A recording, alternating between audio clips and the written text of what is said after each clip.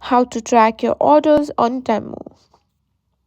If you've recently placed an order on Temu and are wondering how to track it, you're in the right place. In today's video, I'm going to show you exactly how to track your orders on Temu.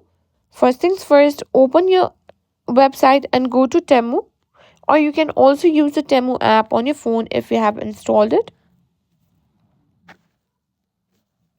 Now, once you're logged in,